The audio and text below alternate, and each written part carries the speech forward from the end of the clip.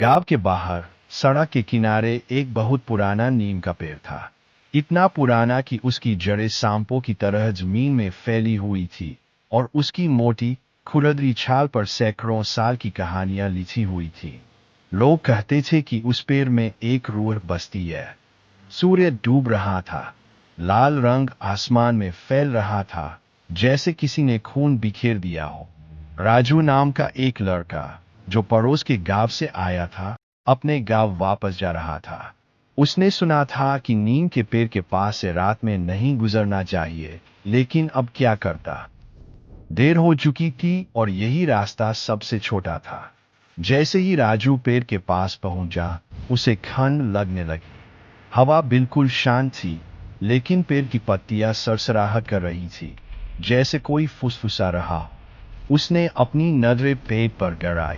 अचानक उसे लगा जैसे कोई देख रहा है। उसने चारों ओर देखा, लेकिन कोई नहीं था। फिर उसने ऊपर देखा। नीम की पत्तियों के बीच उसे एक चेहरा दिखा। एक बूढ़ी औरत का चेहरा, जिसकी आंखें काली और गहरी थी, जैसे धुआं। राजू डर के मारे कांपने लगा। उसने सुना था कि नीम के पेड़ में जो रूह बसती है, वह बूढ़ी औरत की रूह है।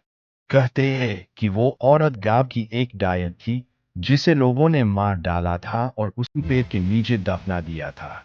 बूढ़ी औरत ने मुंह खोला और एक धीमी, भयानक आवाज में बोली, तू कहाँ जा रहा है, बेटा? रुक जा, मेरे पास।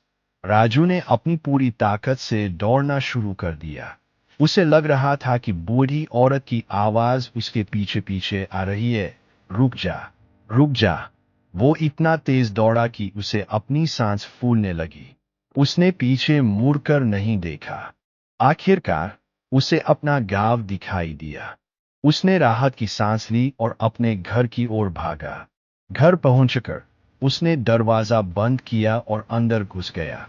उसकी मां ने उसे देखा और पूछा, क्या हुआ राजू? तुम इतने डरे हुए क्यों हो? राजू ने अपनी मां को सारी कहानी सुनाई। उसकी मां ने उसे गले लगाया और कहा, यह सब तुम्हारी कल्पना है। तुम्हें नींद आ रही है। लेकिन राजू को पता था कि उसने जो देखा था, वह सच था। उसने रात भर सोने की कोशिश की, लेकिन डर के मारे उसे नींद नहीं आई। अगली सुबह राजू ने फैसला किया कि वो कभी उस नीम के पेड़ के पास नहीं जाएगा। लेकिन दुर्भाग्यवश कुछ महीने बाद राजू के गांव में एक महामारी फैल गई। लोग मरने लगे। गांव के वैद्य ने कहा कि इसका इलाज नीम की पत्तियों से हो सकता है, लेकिन नीम की पत्तियां सिर्फ उस पुराने पेड़ पर थी। राजू डरते डरते उस पेड़ के पास गया। उसे पता था कि उसे अपनी जान जोखिम में डालनी पड़ेगी, लेकिन उसे अपने गांव के लोगों को बचाना था। जैसे ही राजू पेड़ के पास पहुंचा, उसने बूढ़ी औरत को फिर से देखा। वो उसी तरह पत्तियों के बीच बैठी थी। उसकी आंखें काली और गहरी थीं। बूढ़ी औरत ने कहा, तू फिर आ गया। अब तुम मुझसे बच नहीं सकते। राजू ने डरते हुए कहा, मुझे माफ कर दो। मुझे सिर्फ नीम की पत्तियां चाहिए। मेरे गांव के लोग मर रहे हैं। बूढ़ी औरत ने हंसा। उसकी हंसी इतनी भयानक थी कि राजू के रोंगटे खड़े हो गए। फिर उसने कहा, ठीक है, मैं तुम्हें नीम की पत्तियां दूंगी, लेकिन बदले में तुम्हें मुझे कुछ देना होगा। राजू ने पूछा, क्या?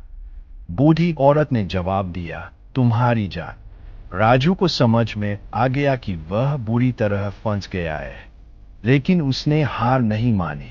उसने अपनी हिम्मत जुटाई और बूढ़ी औरत से कहा, मैं अपनी जान देने के लिए तैयार हूं, लेकिन पहले मुझे नीम की पत्तियां दो। बूढ़ी औरत ने हंसते हुए नीम की पत्तियां राजू को दे दी। राजू ने पत्तियां ली और दौड़कर अपने गांव वापस चला गया।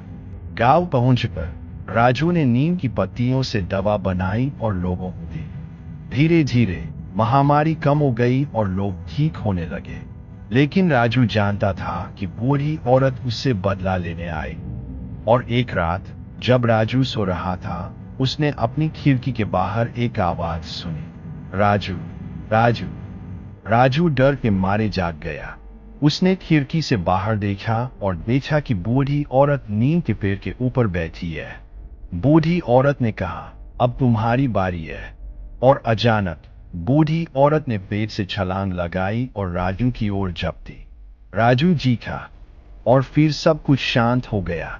अगली सुबह गांव वालों ने राजू को अपने बिस्तर पर मृत पाया। उसकी आंखें खुली हुई थी और उसके चेहरे पर डर का भाव था।